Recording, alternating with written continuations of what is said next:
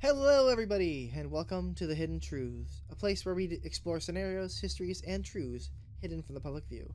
Big thanks to Cirnosad for compiling this, and this one was made very quickly given the time nature of the events taking place and the fact that some of them have actually already started before I could even finish this. So, what are we talking about? Bunker busters and Armageddon. The war with Iran that has been authorized by our good President Donald J. Trump. From the very beginning, at the start of his term, he placed a proverbial Chekhov's gun on the fireplace at Diego Garcia. The B-2s. The threat wasn't the stealth, but the load. Before we begin, it's important to understand some characteristics of the B-2 bomber. What it can do and what it can't do. The B-2 is not a magical stealth bomber. It has a physical extent and is easily detectable by a competent enemy. It's usually just escorted by fighters. The F-117 had a much smaller RCS, and it was shot down by Serbian defenders with ancient SAMs. The B-2 can easily be targeted unless air supremacy is achieved. The point of the B-2s being used is, in fact, not their stealth capacity, it's actually their bomb bay capacity. The B-2 bomb bay is so massive it can carry not one, but two massive ordnance penetrators, the GBU-57, aka the MOP. And it will be referred to as such for the rest of the video. It's actually these bombs that form Chekhov's gun against Iran. These bombs are not what they seem, and were redesigned for this mission from 2009 onwards. 20 to 30 were built, and most of what we know about the MOP is from what is offered as unclassified press statements. Specifications are the most highly classified secrets within the US military and the government. Notably, it is the largest and heaviest bomb deployed by any military in the world. The MOP has never officially been used in combat. This is curious given how many opportunities would have presented themselves over the course of 13 years of its active service. The small number officially built is also curious. Its design was proposed right after 9/11. The bomb specifications are staggering. This is a very long bomb at 6.2 meters. And yet, at least physically, it can only penetrate less than 60 meters of soil, but only around 8 meters of reinforced concrete, with a payload of 2,700 kilograms. This presents a difficult problem for this mission. Our best intelligence on the supposed target, which was confirmed to be the target, Fordo, suggests that this target is buried under 800 meters to 1 kilometer of mountain granite. The 2,700 kilogram payload, were it conventional, would merely tickle someone in this facility. Something is wrong here. So let's investigate. Our most recent source of information is the annual 2023 report by the Director of Operational Testing and Evaluation, signaling modifications done to the MOP. This particular report slipped by most people's radars, but it contains some important information, fuses, and guidance, the GPS system. The modification reported in 2023 was completed around February 2025. It allegedly focused on the bomb's fuse, supposedly a void vacancy detection fuse, suggests that this bomb is designed to bomb deep tunnel entrances and detonate within them. Keep this in mind for later. The guidance system for the MOP was reported as laser guidance in the past, but there is no evidence of this, and the only intelligence we have suggests it is GPS/INS guided, which makes sense for deep targets beyond laser guiding and painting reach. This means the MOP has a circular error probability of 5 to 10 meters. What is circular error probability? It's a simple concept. If you drop 20 of these, you get a pattern like this below. Of the 20 bombs dropped, 10 of them will drop within a circle of 5 meters, or 10 meters at worst. Even with guidance, there will always be scatter. Right now, the stenographer media propagandists are suggesting that the MOP has a purely conventional fill. The basis is the photograph released by the U.S. Air Force. The bomb supposedly has two fillings, the AFX-757, 2,000 kilogram, a polymer-based insensitive explosive, and the PBX-114, 342 kilograms. This payload and penetration would make this completely useless in the mission.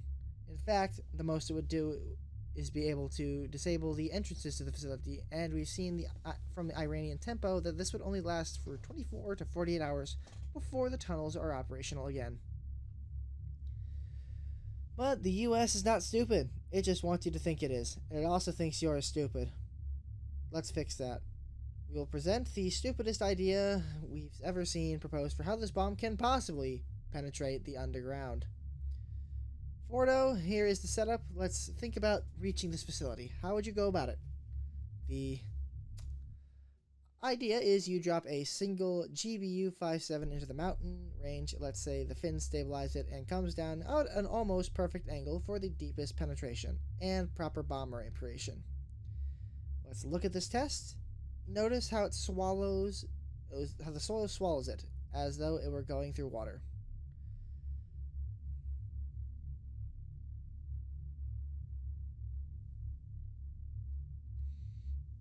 But it stops at about 8 meters and blows its 2.4 ton payload without finding a cavity.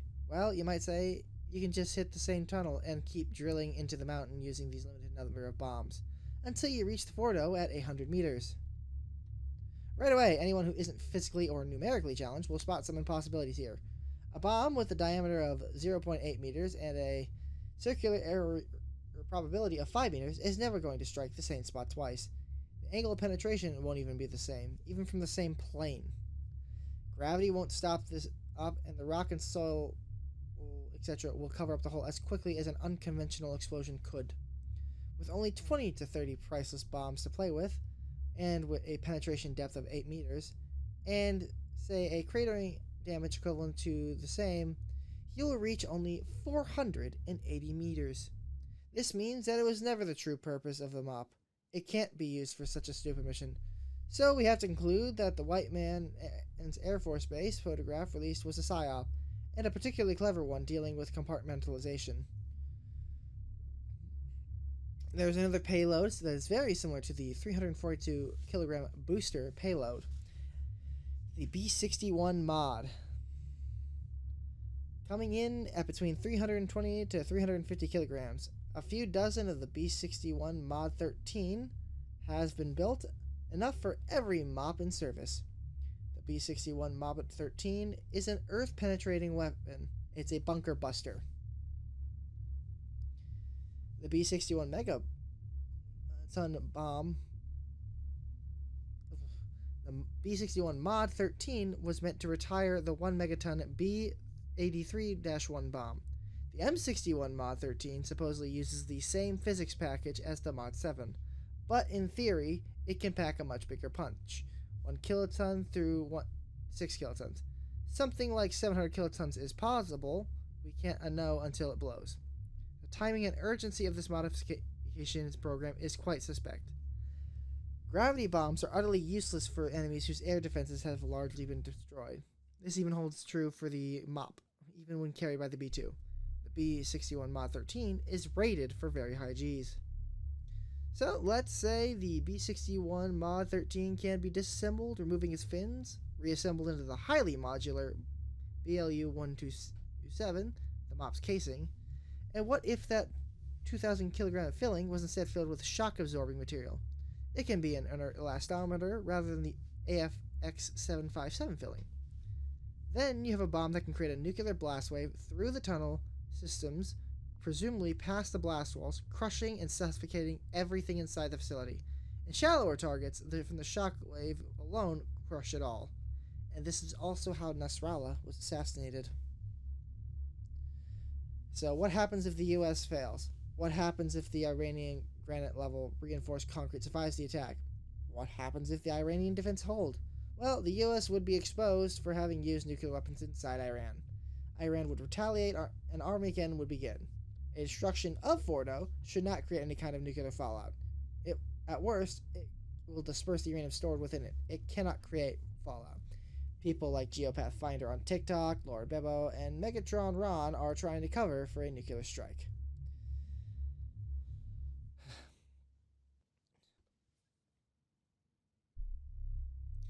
Alright, we are running a quick addendum to the end of the Hidden Truths. What you are seeing here is the actual strike.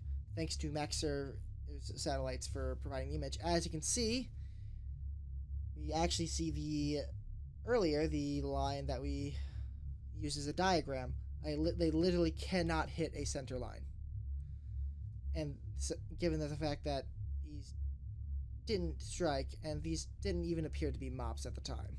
So, all in all, it doesn't appear they used MOPS or even the B61 Mod 17. So, it is what it is. And that is all we have to say for the operation at Furan. I hope you all enjoyed this rapid crash course in bunker busters and what it means for the current war in Iran. And I hope you all got something important out of it. I hope you all enjoyed watching. Bye-bye!